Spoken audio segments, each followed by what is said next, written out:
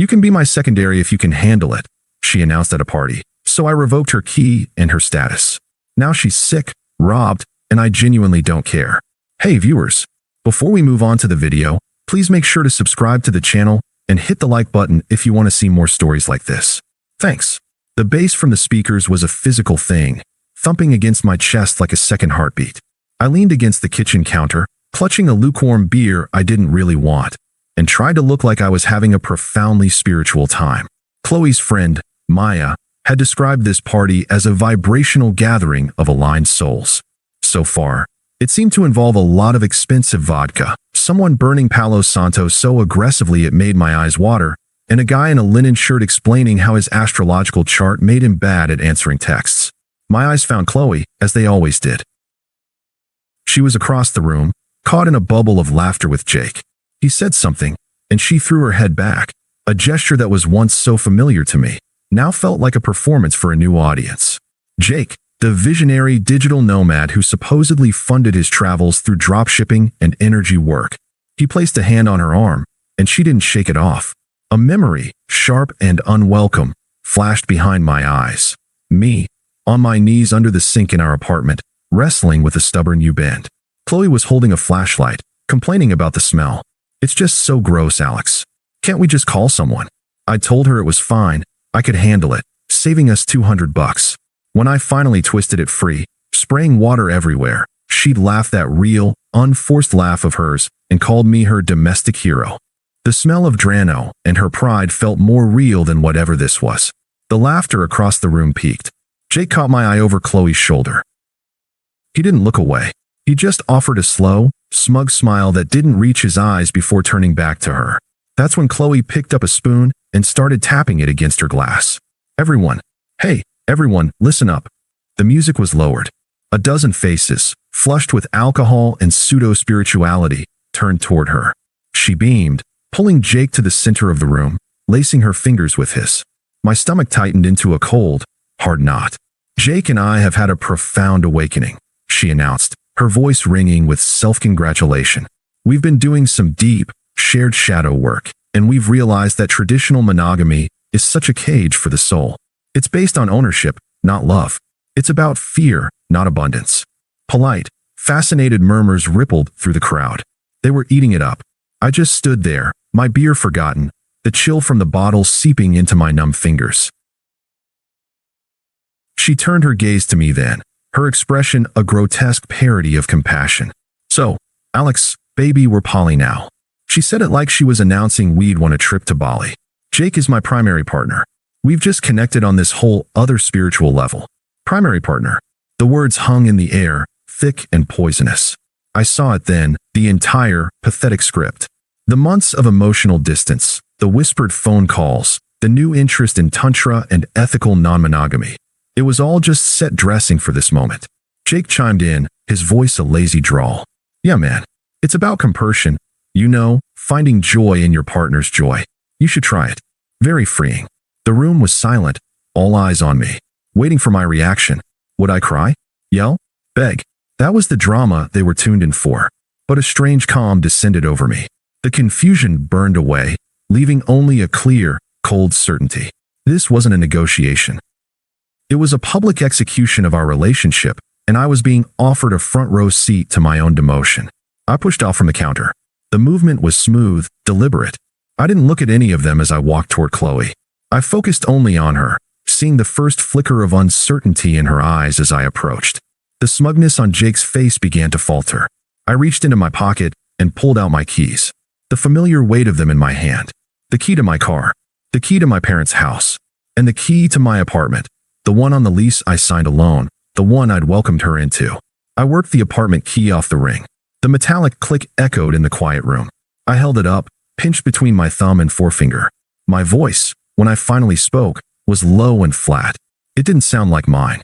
It was the voice of a man who had just seen the last thing he needed to see. This key, I said, my eyes locked on hers, comes with conditions you're no longer interested in. Like loyalty, respect, and not being a fucking joke. I didn't hand it to her. I leaned over and set it down on the table beside her, next to a half-eaten bowl of kale chips. An act of dismissal. You can get your things tomorrow. Between 9 and 11. I'll have Mike there. I finally turned to include Jake in my gaze. Both of you can come. After that, you won't need this. I turned to leave. My hand was on the doorknob when I paused. I looked back at the room full of stunned, aligned souls. Enjoy the rest of your enlightened party. I opened the door and stepped out into the cool, quiet night, closing it firmly on the noise behind me. The silence was absolute. The silence in Mike's car was a thick, heavy blanket. He didn't ask. He just drove, his knuckles white on the steering wheel, cutting through the city lights that blurred into meaningless streaks. My place, he finally said, his voice gruff. Couch is yours. Don't fucking argue. I didn't have the energy to argue. I just nodded, staring out the window. The numbness was a welcome anesthetic. It was better than the alternative. The searing, humiliating pain waiting just beneath the surface, the echo of her words. Primary. Secondary. If you can handle it. We got to his apartment. He tossed me a blanket and a pillow from a closet. You want to talk about it? I shook my head, my voice a dry rasp. Not yet. Okay. He clapped me on the shoulder. Okay, man. He went to his room. I stood in the middle of his living room, the blanket in my hands, utterly lost. The numbness began to recede, and the first wave of reality crashed over me. My home, the one I'd painted, the one with my books on the shelves, my coffee maker on the counter, was now occupied territory. It was contaminated. I didn't cry. I just sat on the edge of the couch, my head in my hands, and replayed the scene on a loop. Her smug smile, Jake's patronizing tone, the key on the table. Had I really done that? It felt like a scene from a movie someone else had written. Sleep was impossible. Every time I closed my eyes, I saw their faces. At 5 a.m., with the first gray light of dawn seeping through the blinds, I picked up my phone. The instinct was primal, automatic. Check her social media. See if she posted anything. See if it was real. My thumb hovered over the icons. And a cold, clear thought cut through the fog of pain. No. This wasn't a misunderstanding. This wasn't a test. This was a choice. Her choice. And she had made it in the most publicly cruel way possible. Giving her my attention, even my hatred, was just another form of engagement. Another form of being her secondary. So I didn't search for her name. I opened my settings. I went through every app, every platform, with the methodical detachment of a surgeon removing a tumor. Block Chloe Evans. Block Jake Miller. I didn't scroll through their profiles one last time. I didn't look at old photos. I just found their names and blocked them. Click. Click. It was the most empowering thing I'd done all night. Then I did the same for her number. Block contact. The finality of it was a relief. I was building a wall, and with every block, the noise from the other side grew quieter. When Mike emerged a few hours later, I was still on the couch, but I had a plan. I need to get my stuff, I said. Today, while they're probably still sleeping it off. Mike just nodded. I'll drive. We went at 1 p.m., a tactical decision to avoid the 9 a.m. window I declared. I didn't want to see them. I didn't want a conversation. I wanted extraction. We used my key. I still had the rest of them, and opened the door as quietly as possible. The apartment was a wreck. Empty wine glasses, a discarded linen shirt on the floor, Jake's, the lingering smell of that fucking Palo Santo. It felt alien, violated. I went straight to my bedroom. My closet was half empty, her side stripped bare. She'd already moved the most important things to Jake's, I guessed. Good. Faster. I grabbed a duffel bag from the top shelf and started filling it with clothes, my passport, my important documents from the desk drawer.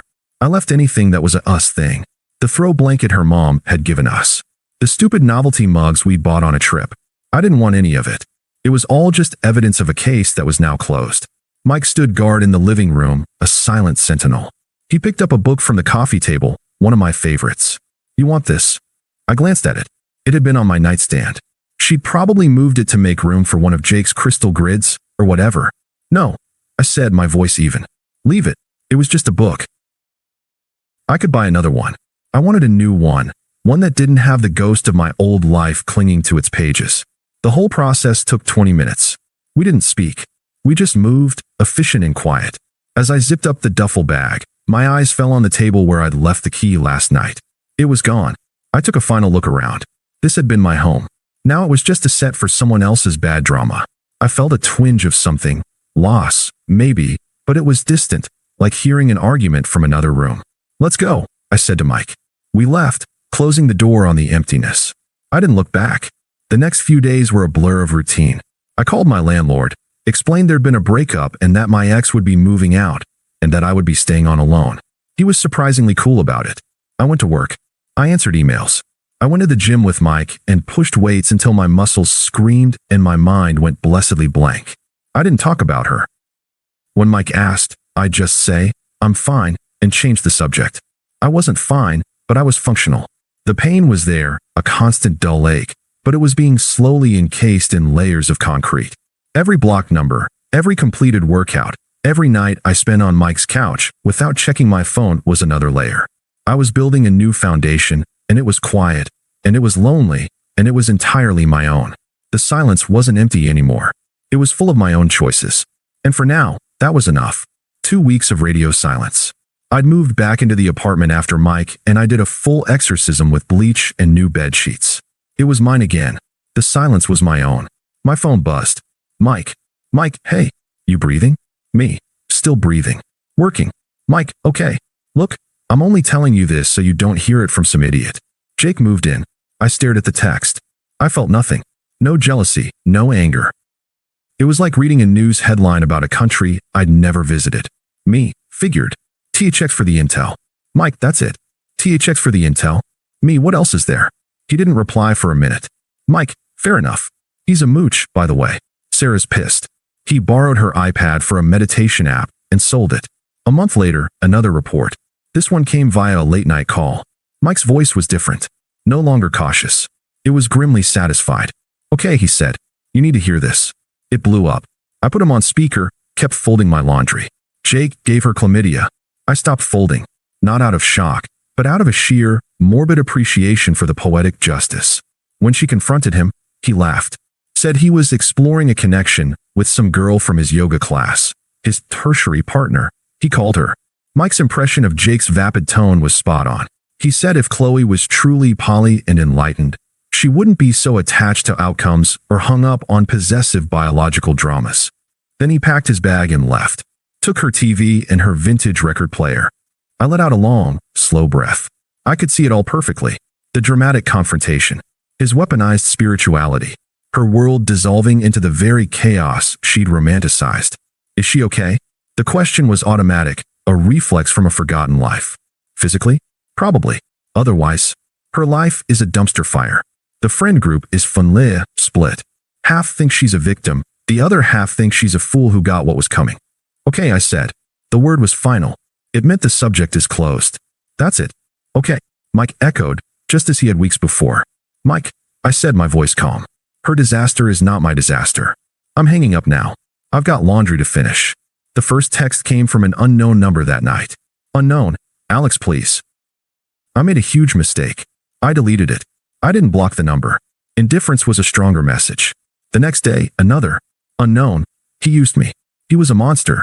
You were right about everything. I could almost hear the tears, the self-pity. She wasn't apologizing. She was recruiting me for her new role as the victim. Unknown. I'm so sick. I need you. The person I really connected with was always you. That one almost made me laugh. The sheer, audacious rewrite of history. I deleted it. The text stopped. Then, the voicemail. Her voice was raw, but now edged with something else. Entitlement. What? You're too good to talk to me now. After everything we had. I'm hurting here, Alex. The least you could do is answer. You're being so cruel. Just talk to me. There it was. The true colors. I wasn't a person. I was an emotional support animal that had failed to report for duty. I saved the voicemail. Not out of sentiment, but as a reminder of the bullet I'd dodged. The final gambit was Sarah. Her name flashed on my screen, and against my better judgment, I answered. Alex, she began, her voice strained with the weight of being the peacemaker. Hey, listen. I know it's complicated, but she's a mess. She learned her lesson. Can't you just be the bigger person and talk to her? She really needs you right now. I felt a surge of cold anger, not at Chloe, but at this entire toxic ecosystem that expected me to clean up a mess I didn't make. Sarah, I said, my tone flat and firm. Her needs are no longer my concern. I've moved on. Please don't call me again. I ended the call and finally blocked her number 2. The circle was complete. Months later, I was at a small gallery opening for a coworker. I was there with Laura, a woman from my kickboxing gym. She was sharp, funny, and had zero patience for drama. We were laughing about something, my hand resting lightly on the small of her back, when I felt a presence. I turned. Chloe. She looked diminished. The light she'd always carried seemed extinguished. Her eyes were pleading. Alex. Her voice was a trembling whisper. God, it's good to see you. I need to talk to you. I need to apologize. I was such an idiot. Jake was. I didn't let her finish. I offered a polite, distant smile, the kind you give a vague acquaintance. Chloe, it's good to see you're well. The lie was effortless. She flinched. Can we please just get a coffee? Talk. I miss us. There is no us to miss, I said, my voice calm. The mirror was held up. That was a cage, remember? You set us both free. Her face crumpled. Dawn, don't say that. You know that's not what I meant. I glanced at Laura, who was watching the exchange with cool, amused curiosity. She gave me a small, reassuring smile. I looked back at Chloe, at the wreckage of her choices. I hope you find what you're looking for, Chloe. Truly. The words weren't kind or cruel. They were a dismissal. But my life is full now. I started to turn away. You don't even care, do you? The question was a desperate, final shot. I paused. I looked back at her one last time, and I answered with the simple, unvarnished truth. It was the firmest, most definitive rejection I could ever give. No, I said. I don't. I turned my back on her for the last time and walked toward my new, upgraded life, leaving her alone in the echoing silence of my indifference. Thanks for watching. Make sure to subscribe to the channel and hit the like button.